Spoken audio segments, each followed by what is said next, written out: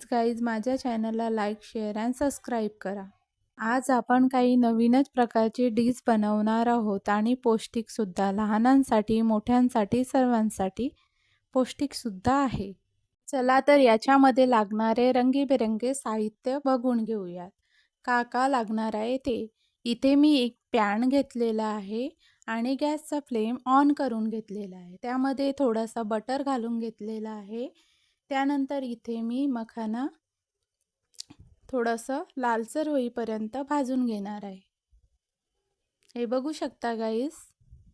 गॅसची फ्लेम मी कमीच ठेवलेली आहे, कारण आपला मखाना थोडासा जळला तर त्याला कडवाट पण येऊ शकते म्हणून. ते मी पॅनमध्ये तेल घालून घेतलेलं आहे. हे बघू शकता गाईस. त्यामध्ये थोडंसं जिरे घालून घेतलेले आहे.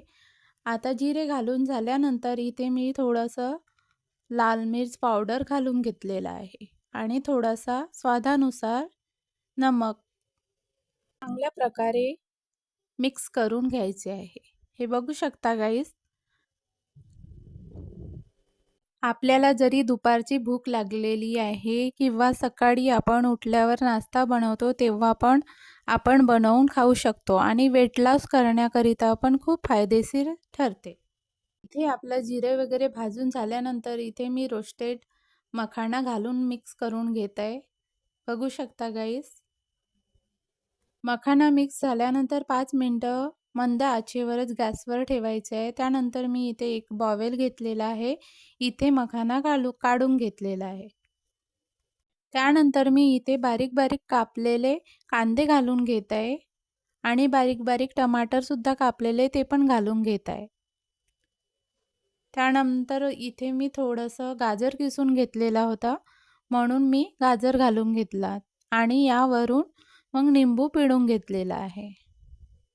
इथे मी थोडासा शहदसुद्धा घालून घेतलेला आहे, कारण शहद घातल्यावर खट्टा-मिठा स्वाद येते आणि टेस्ट पण खूप छान वाटते म्हणून. यामध्ये आपण काकडीसुद्धा बारीक-बारीक काटून ॲड करू शकतो गाईस. आता मी इथे अनारचे दाणे काढून घेतलेले आहे आणि इथे अनारचे दाणे घालून घ्यायचे.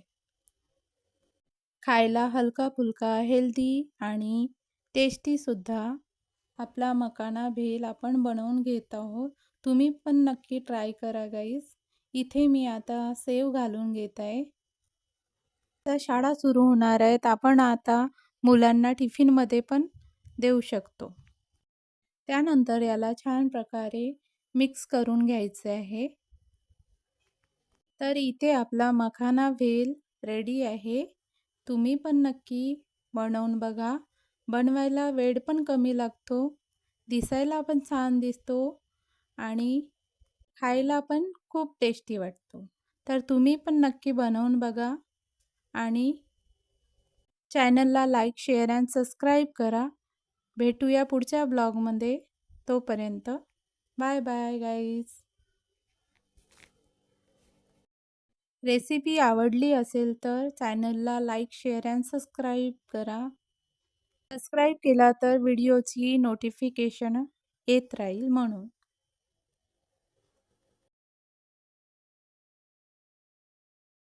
Thank you guys.